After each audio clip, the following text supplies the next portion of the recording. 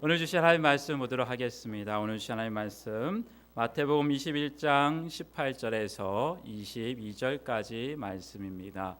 마태복음 21장 18절에서 22절 말씀, 제아진 성경 신약 35쪽에 있는 말씀입니다. 마태복음 21장 18절에서 22절 말씀, 저 여러분 한 절씩 교독하시고 마지막 22절 합독하겠습니다. 이른 아침에 성으로 들어오실 때에 시장하신지라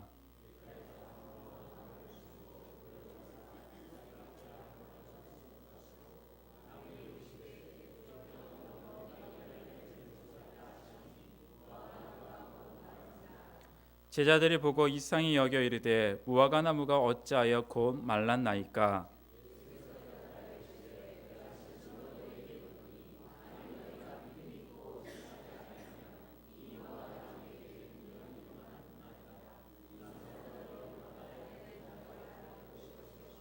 너희가 기도할 때 무엇이든지 믿고 구하는 것은 다 받으리라 하시니라. 아멘. 이 시간 담임 목사님 나오셔서 입만 무성한 무화과 나무라는 제목으로 말씀 전해 주실 때 은혜 많이 받으시기 바랍니다. 오늘 본문 말씀은 예수님께서 십자가를 지시기 전 마지막 주간의 일을 다루고 있습니다. 예수님은 성전이 있는 예루살렘에서 가까운 베다니 마을에서 하룻밤을 쉬시고 다음날 이른 아침에 예루살렘 성전을 향해서 올라가십니다. 많은 위선자들과 거짓 종교 지도자들이 우글대고 있는 그 썩어빠진 성전을 마음에 생각하시면서 예루살렘을 향해서 올라가십니다. 아침 식사를 하지 못해서 시장하실 참인데 예루살렘 성을 향해 올라가시는 길에 길가에 잎이 무성한 무화과 나무 한 그루를 발견하게 됩니다. 그래서 혹시 저 무화과 나무에서 열매를 얻어 시장길을 면할 수 있을까 하는 마음으로 가까이 갔지만 그 나무에는 열매가 없었습니다. 그 모습을 본 예수님께서 나무 보고 이제부터 영원토록 내가 열매를 맺지 못하리라 선언하셨더니 그 무화과 나무가 말라버렸다라는 내용의 말씀입니다. 본문의 내용을 잘 이해하기 위해서는 이스라엘 나라에서 자라는 무화과 나무에 대해서 좀 알 필요가 있습니다. 이스라엘에서 무화과는 1년에 2번 열린다고 그래요. 봄에는 묵은 가지에서 그대로 열매가 생깁니다. 이 열매는 그리 먹을 만한 것이 못 되는 좀 부실한 열매예요. 맛이 없고 부실합니다. 그리 먹을 만한 것이 못 되는 것이긴 하지만 그래도 시장한 사람들은 이 열매라도 먹고 잠시 시장길을 면할 수 있을 만한 그런 열매입니다. 그리고 나서 여름철 이후에 가을까지 본격적으로 진짜 열매가 달리기 시작을 합니다. 이것은 새로 나온 가지에서 달린 열매. 노랗게 익어가면서 냄새도 좋고 아주 먹기 좋은 맛있는 무화과 나무 열매를 얻을 수 있게 됩니다. 그러니까 무화과 나무는 봄철에 이른 무화과 좀 맛 없는 열매를 맺고 여름부터 시작해서 가을에는 맛있는 무화과 제대로 된 풍성한 열매를 맺는 거예요. 이처럼 무화과 나무는 봄부터 가을까지 그것이 맛이 있든 없든 간에 늘 열매를 맺는 특성이 있어요. 그러니까 잎사귀가 무성하게 있는 나무에 가면 일반적으로 열매를 기대할 수 있는 것입니다. 지금 예수님께서 무화과 나무에서 열매를 기대하셨다라고 하는 이 시기가 바로 지금 우리가 겪고 있는 요맘때쯤입니다. 춘분이 지나고 6월절이 얼마 남지 않은 바로 이맘때쯤이에요. 마가복음 11장에 나오는 병행구절에 보면 제철이 아니었다 그러는데요. 그 말은 맛있고 풍성한 열매를 맺을 가을이 아니고 봄이었다 그 말입니다. 봄이지만 무화과 나무에 잎이 무성하니까 이때쯤에도 무화과 나무에 열매가 있는 경우가 많이 있어요. 그래서 충분히 열매가 있으리라고 기대할 수 있었던 상황인 것입니다. 그런데 가서 보니까 열매가 없었다라고 하는 말이죠. 봄에 맺는 좀 부실한 열매, 그것이라도 있기를 기대했는데 그것마저 없었습니다. 그래서 주님께서 실망하셨어요. 무화과 나무의 잎이 무성하면 열매가 있는 법인데 열매가 없었다. 이것은 창조주께서 기대하시는 열매를 맺어주지 못하는 비정상적인 나무라고 할 수가 있습니다. 예수님은 이 나무에 대해서 심판의 말씀을 하고 계세요. 여기서 중요한 것은 이 무화과 나무에 열매가 있었느냐 없었느냐 하는 그 중요한 것보다는 예수님이 이 말씀을 주시는 의미를 우리가 이해하는 거예요. 예수님께서 여기 이 나무를 도대체 왜 저주하셨느냐, 어떤 뜻을 가지고 했느냐, 이것이 중요합니다. 예수님께서는 40일 동안 금식하고 줄이시고 나서도 사람이 떡으로만 사는 것이 아니요 하나님의 입으로 나오는 모든 말씀으로 산다라고 말씀하시던 그런 분입니다. 지금 배가 고파서 역정을 내시는 게 아니에요. 이 열매 없는 나무를 심판하시는 것을 통해서 우리에게 주시는 메시지가 있는 것입니다. 우리가 성경에 나타난 기적들을 공부해 보면 기적은 기적 그 자체보다 그 기적을 통해서 전달하려고 하는 메시지가 중요한 것입니다. 그래서 그러한 기적을 가리켜서 복음서에서 아주 독특한 표현을 쓰고 있는데요. 표적이라고 하는 표현을 써요. 표적, 영어로 하면 사인이라고 하는 것이죠. 이 기적을 통해서 전달하고자 하는 어떤 사인이 있다라고 하는 것입니다. 원래 히브리인들은 때로는 기이한 행동을 통해서 어떤 메시지를 전달하는 전통을 가지고 있습니다. 그것이 그들이 전달하고자 하는 교훈을 표현하는 하나의 방법이에요. 그럴 때 그 기이한 행동은 행동 자체가 그렇게 의미가 있는 것이 아니에요. 저 행동을 통해서 저 사람이 무슨 메시지를 전달하려고 하는가, 그것이 중요한 것이죠. 그런 사례가 성경에 여러 군데 나오는데요. 한 가지 예를 들자고 하면 열왕기상 11장 29절에 보면 아히야라고 하는 선지자가 나옵니다. 이 선지자가 어느 날 여로보암이라고 하는 당시의 사람에게 그 왕 앞에 나아가서 옷을 12조각으로 찢어요. 찢은 다음에 10조각을 여로보암 왕에게 바칩니다. 이것이 무슨 의미냐 하면 지금 통합 제국으로 통합 국가로 있는 이스라엘 나라가 잠시 후에 북쪽 이스라엘과 남쪽 유다로 갈라지게 된다는 거예요. 그리고 북쪽 이스라엘 왕국에는 10개 지파가 따라가게 될 것이고 2지파는 남쪽에 남게 될 것이다 라는 것을 상징하는 하나의 퍼포먼스를 하고 있는 것입니다. 그 메시지를 알아듣는 것이 중요한 것이죠.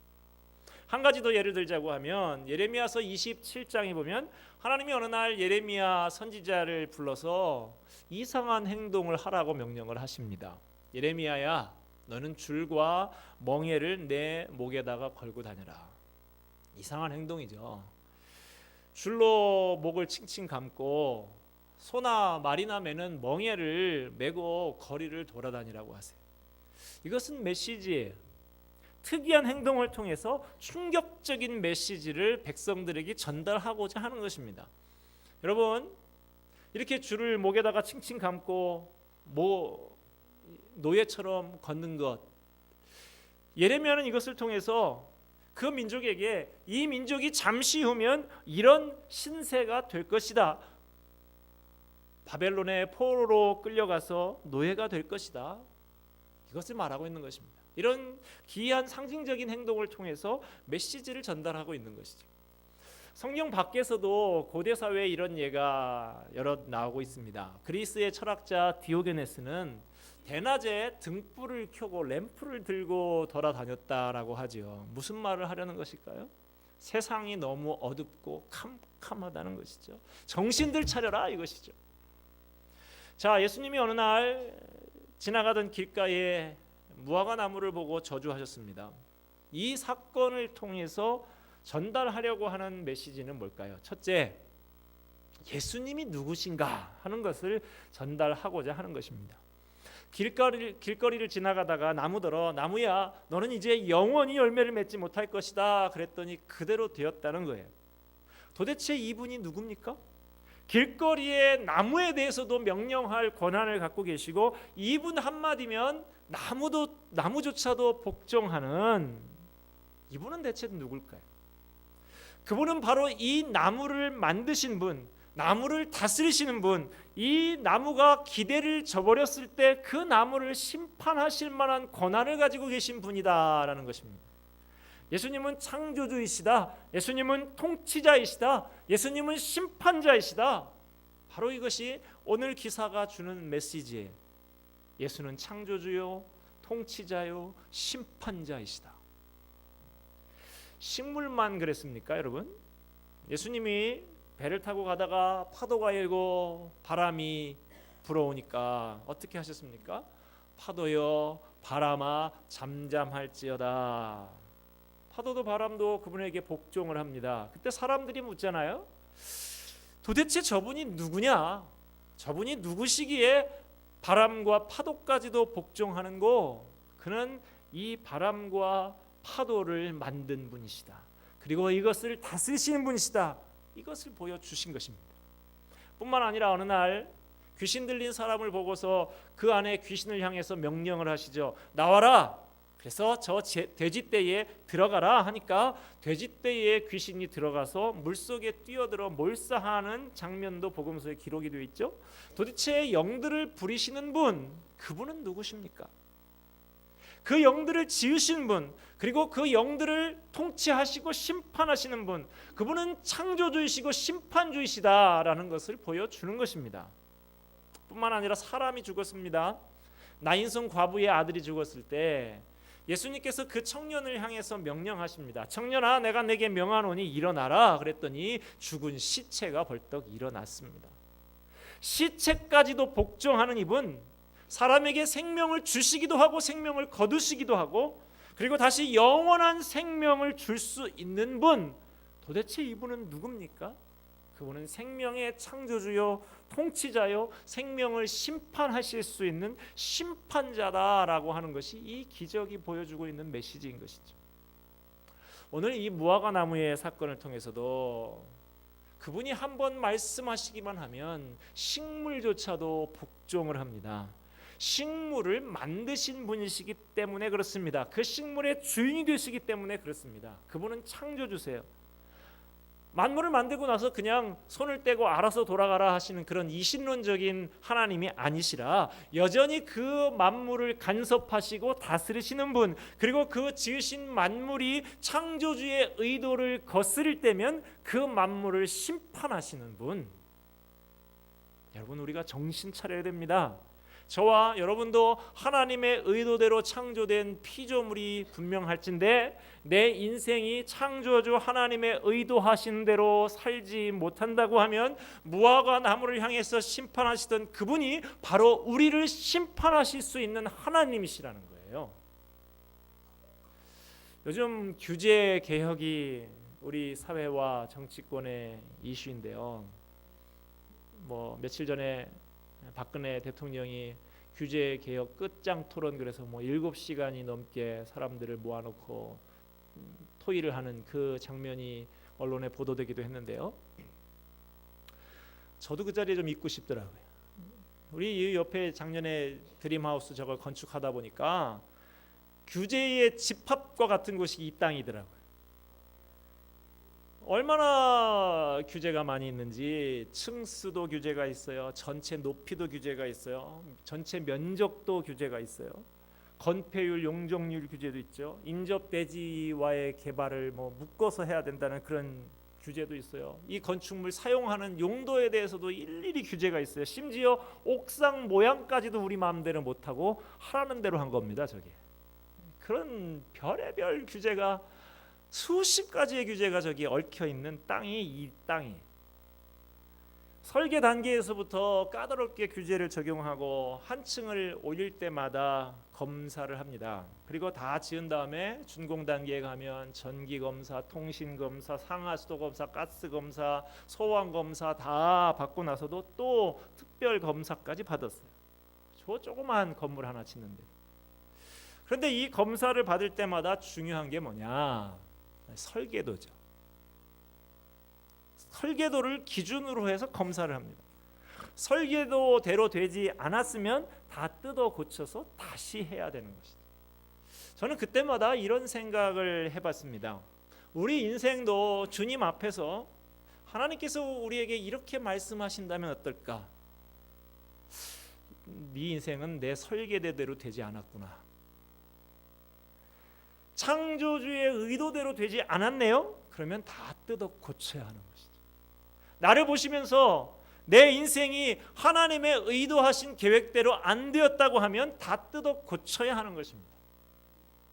여러분, 그분은 나를 창조하신 분, 나를 다스리시는 분, 그리고 내 인생이 그분의 의도대로 되지 않을 때 나를 심판하실 수 있는 분입니다.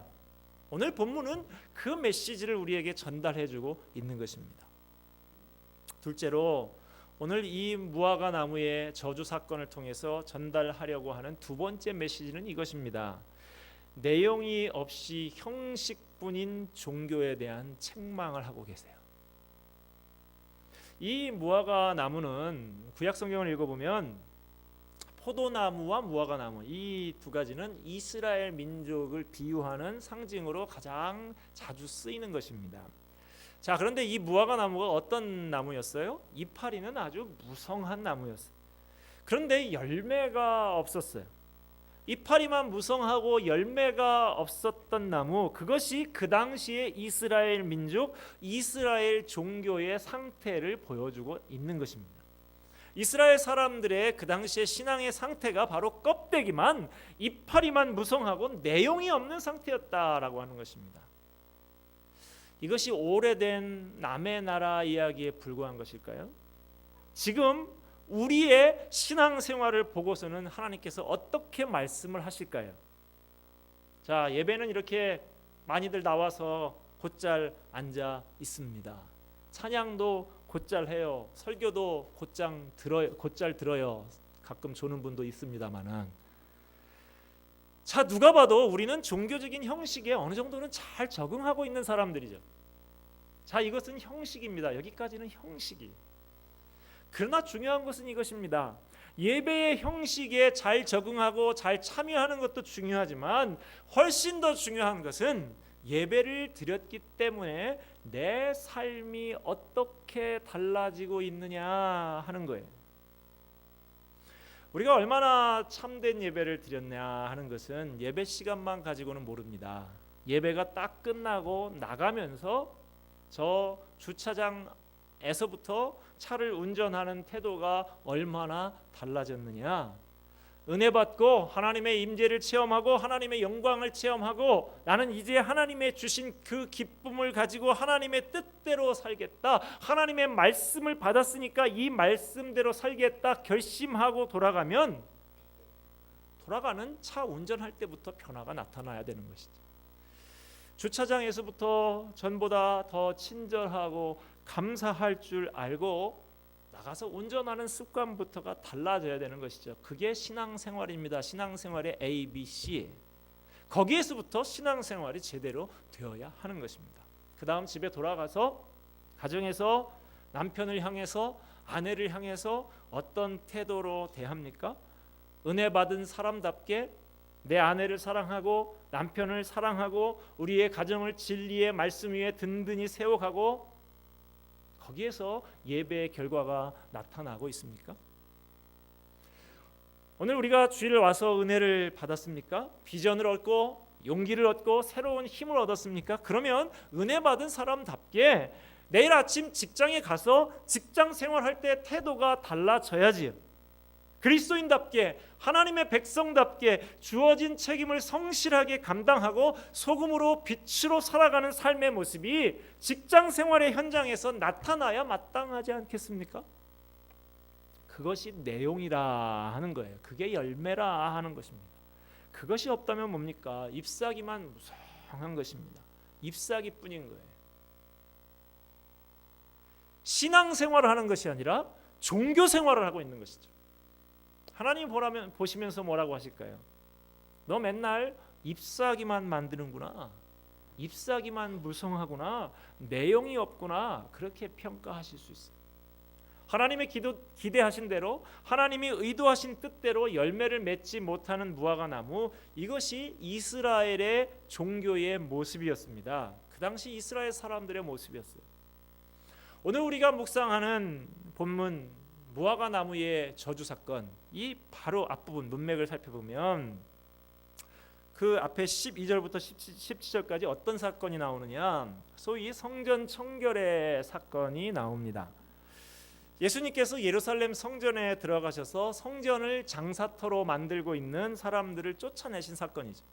그러면서 내 성전은 기도하는 집인데 장사하는 곳으로 만들지 말라, 강도의 구렬로 만들지 말라 하면서 꾸짖고 내쫓으십니다. 그 당시에 예루살렘 성전의 상황을 우리가 좀 이해할 필요가 있는데요. 구약 율법에 의하면 이스라엘의 모든 사람들은 1년에 3번 이상 이 예루살렘 성전에 와서 제사를 드려야 됩니다. 성전에 제사를 드리러 올 때 그냥 오는 것이 아니고 그 삶의 형편에 따라서 뭐 가난한 사람은 비둘기, 조금 넉넉한 사람은 양, 더 여유가 있는 사람은 소도 가지고 와서 잡아서 제사를 드립니다. 그런데 이스라엘이 뭐 우리나라보다도 좀 작은 강원도만한 그런 땅이긴 합니다. 남북으로 길쭉한 땅인데요. 예루살렘은 중간에서 약간 밑에 쪽에 남쪽에 있는 지점에 위치하고 있어요. 남쪽에 약 3분의 1 지점이라고 할까요? 그러면 저 북쪽 저 끝에 있는 단 지파가 있는 그쪽에서부터 여기까지 가려면 어린 아이들까지 다 대동하고 노약자와 함께 가려고 하면 어쩌면 한 달 가까이 걸릴 수도 있는 그런 상황입니다. 거기다가 제물로 양까지 가지고 와요. 양이 또 그냥 옵니까? 물도 먹어야 되죠. 꼴도 먹어야 되죠. 이게 보통 어려운 것이 아니죠. 오다가 잘못해서 1년 된 흠없는 양으로만 제사를 드려야 되는데 이 잘못해서 넘어지기라도 해서 까지기라도 하면 당장 또 다시 돌아가서 다시 가져와야 되는 그런 어려운 점이 있었던 것이죠. 그러다 보니까 사람들이 이제 머리를 쓰는 거죠. 야, 그렇게 할 게 뭐 있냐? 돈을 가지고 가서 그 성전 주변에 가서 양을 사서 제사를 드리면 번거롭지도 않고 다시 발걸음을 다시 하는 일도 없고, 이렇게 해서 차츰 먼 지방에 있는 사람들은 양을 가져오지 않고 성전 주변에 와서 양을 산 것이죠. 자, 그러다 보니까 이제 성전 주변에는 장사치들이 차츰 꼬이게 되어 있습니다. 그런데 여러분, 장사는 목이라 그러죠. 어디에서 장사를 하면 제일 양을 잘 팔 수 있을까요? 성전 문 바로 앞, 아니 아예 성전 안에 들어가서 장사를 할 수 있다고 하면 장사가 훨씬 낫잖아요. 우리 여전도에서도 장사를 하면 수익 사업을 한다고 김도 팔고 뭐 떡국도 팔고 식게도 팔고 할 때 보면은 어디서 합니까? 저쪽 구석에 가서 합니까? 사람들이 복잡해도 여기서 올라가는 가장 중요한 메인 통로에 서가지고 뭐라고 해도 그렇게 꼭 거기서 하려고 하는 거 아니에요? 목이니까. 바로 이런 문제가 있었기 때문에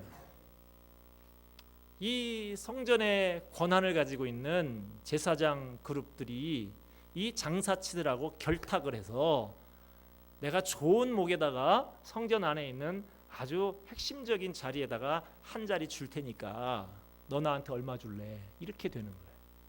이 사람이 예를 들어서 100만 원 주고 자리를 샀습니까? 또 다른 사람이 가서 나는 500만 원 주겠다, 1000만 원 주겠다.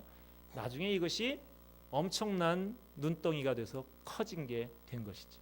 그러면 그 장사치는 그 돈을 줬으니 또 그냥 맙니까? 이 양에서 붙여서 팔아먹는 것이죠. 또 뿐만 아니라 살짝 흠이 있는 것도 적당히 가리워가지고 제물로 쓰일 수 없을 만한 물건도 팔아 넘기는 것이죠.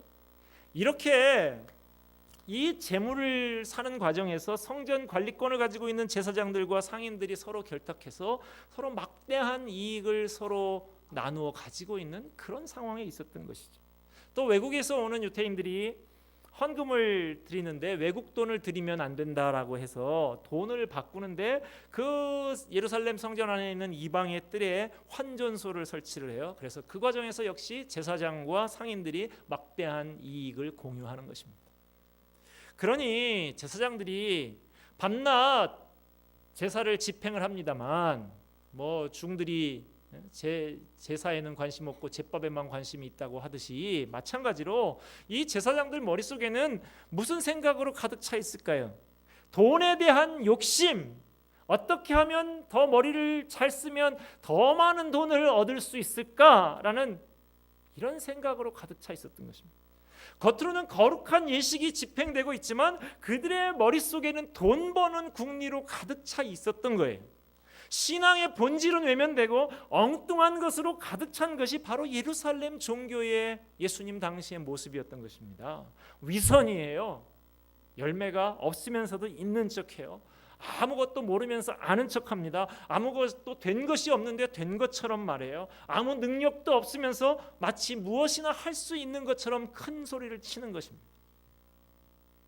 이것은 당시 예루살렘에서만 일어날 수 있는 일이 아닙니다. 비슷한 상황이 오늘날 우리들에게도 있을 수가 있어요. 오늘날 우리들의 삶이 얼마나 신앙의 본질적인 것들로 채워져 있을까요? 내가 하나님을 만나고 하나님을 예배하고 그 결과 내가 하나님의 임재와 하나님의 영광을 안고 얼마나 주님 앞에서 올바른 삶을 살아가고 있을까요? 만약 우리의 삶이 이파리만 무성한 무화과 나무와 같은 삶이 된다고 하면 그것은 하나님의 심판의 대상이 될 수 있다. 이것이 본문의 말씀을 통해서 오늘 우리에게 다가오는 하나님의 엄숙한 경고인 것을 기억하시기 바랍니다. 내용 없는 형식뿐인 종교, 신앙생활이 아니라 종교 생활에 그치고 있는 데 대한 하나님의 심판의 경고가 오늘 이 말씀을 통해서 사랑하는 하나님의 백성들을 향해서 아픈 마음으로 전달되고 있는 것입니다. 그렇다면 오늘 저와 여러분들의 신앙 행태 속에는 어떨까요? 형식은 있어요. 이미 예배당 안에 지금 이렇게 들어와 있으니까 우리에게 형식은 있습니다. 이제부터 중요한 것은 내용입니다. 얼마만큼 내용이 있는 신앙생활을 하느냐 하는 것입니다. 바라기는 저와 여러분의 삶 속에 하나님의 영광이 임하고 하나님의 능력이 임하고 그래서 형식만 남아있고 무늬만 있는 신앙생활이 아니라 하나님이 기뻐하시는 삶의 내용으로 속이 꽉 채워진 삶이 되기를 바랍니다. 이 무화과 나무 사건을 통해서 예수님께서는 제자된 우리들에게 열매를 맺어야 한다고 가르치고 계십니다. 무화과 나무는 별로 시각적으로 아름다운 나무는 아니에요. 또 이것은 무슨 땔감이나 제목이 되거나 건축용으로는 전혀 쓰기 어려운 나무입니다. 꽃도 별로예요. 무화과 나무는 오로지 한 가지 목적을 위해서만 존재합니다. 열매입니다. 오직 열매를 위해서만 무화과 나무는 존재의 의의와 가치가 있는 것이죠. 자, 저와 여러분, 우리 그리스도인들이 존재하는 목적, 하나님의 백성들이 존재하는 목적, 우리가 살고 있는 목적은 뭘까요? 꽃을 위해서가 아니에요. 폼 잡으라고 존재하는 것 아닙니다. 우리가 존재하는 목적은 뭘까요? 열매입니다. 하나님이 기뻐하시는 삶의 열매, 그 열매를 통해서 주님께 영광을 돌리고 이 땅에 하나님의 영광을 드러내려고 존재하는 것입니다. 우리가 존재하는 목적이 바로 열매예요. 그러니 중요한 것은 내게 열매가 있느냐 하는 거예요. 최소한의 열매라도 요구하십니다. 뭐 꼭 좋은 열매가 아니라도 4월에 그 시금털털한 무화과 정도 되는 최소한의 열매라도 우리에게 요구하시는 것입니다. 오늘 내 신앙이 열매를 맺고 있습니까? 교회 나온 지 몇 년 되었냐? 그건 하나도 중요한 것이 아닙니다. 교회에서 무슨 일을 하고 있느냐? 어떤 직분을 가지고 있느냐? 그것도 중요한 것이 아닙니다. 어떤 열매를 맺고 계십니까? 사랑을 받았으면 사랑의 열매를 맺어야죠. 용서를 받았으면 용서의 열매를 맺어야죠. 긍휼하심을 입었으면 긍휼의 사람이 되어야죠. 하나님의 큰 은혜를 받았으면 겸손이라고 하는 열매를 맺어야 하는 것이죠. 만약 내 인생이 열매를 맺지 못하는 잎사귀만 무성한 나무라고 하면 주님은 내 인생의 나무 앞에 오셔서 나를 향해서 이렇게 말씀하실 거예요. 너는 존재할 필요가 없는 사람이구나. 이 책망이 두렵거든. 이 시간 열매를 맺는 인생으로 다시 태어날 수 있는 저와 여러분이 되기를 바랍니다. 이 시간 다시 기도하며 다시 성령의 충만을 받고 새롭게 되어서 감사의 열매, 사랑의 열매, 은혜의 열매를 풍성히 맺는 인생으로 살아가게 되시기를 주님의 이름으로 축원드립니다. 기도하겠습니다.